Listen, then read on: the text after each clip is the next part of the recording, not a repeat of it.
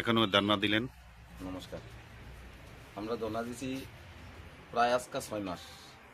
আমরা যে বালুরগাড়ি ১৬ বিধানসভার এই যে এখন বর্তমান আমরা এইটুকু তাই নেওয়ার পরের থেকে আমরা প্রায় ২ থেকে ২৫০ ফ্যামিলি বালুরগাড়ির কাজ করে, ড্রাইভার, লেবার, মালিক সহ তারা সবাই ওয়ালে পিঠ ঠেকছে।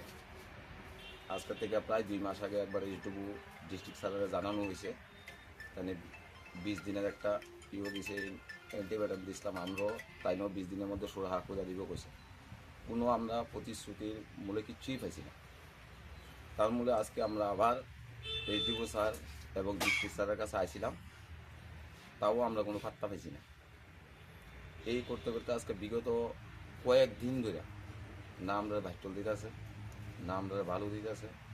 আমরা ড্রাইভার, লেবার সহ আমরা সবাই একদম ওয়ালে পিঠ ঠেকছে।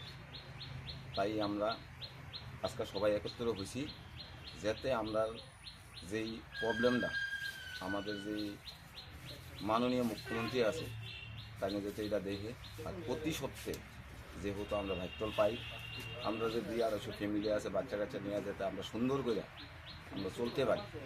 আনলিগেলি আমরা কিচ্ছুই না, আমরা রেগুলেশন থেকে দৌড়া সব কিছু আছে, তারপরেও আমরা ভাইটল পাই না। কতটুকুই আমার কথা।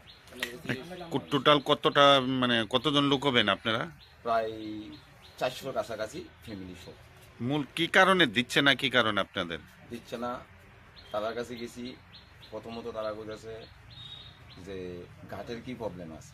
তো ঘাটের প্রবলেম তো আর আমরা দেখতাম না, এটা ফরেস্ট ডিপার্টমেন্টে।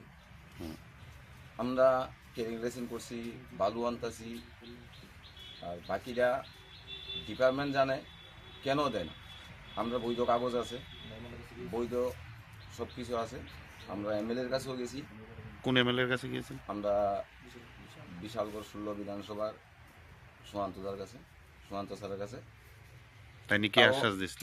তাই নিয়ে কইছি যে বিষয়টা দেখুন, কিন্তু তারপরেও আজকাল প্রায় ২ মাস আমরা কোনো দিকে কোনো রেসপন্স পাইছি না। তাই আমরা সবাই সিদ্ধান্ত নিয়েছি যে আগামী শনিবার দিন আমরা ড্রাইভার, লেবার সবাই নিয়ে আমরা বৃহত্তর একটা আন্দোলনে যাব। আর ওই দিনের দায়ভার টোটালি আমরা সিপাহীজলা ডিস্ট্রিক্ট ফরেস্ট ডিপার্টমেন্টের এটুকু থাকবো, এবং আমরা ডিস্ট্রিক্ট স্যার থাকবো। আজকে যে অফিসারের কাছে আছেন তাই কি দায়িত্ব আছে? তাহলে যাই তো পাইছি না। কি নাম ওনার, কি নাম? দেওয়া হয়েছে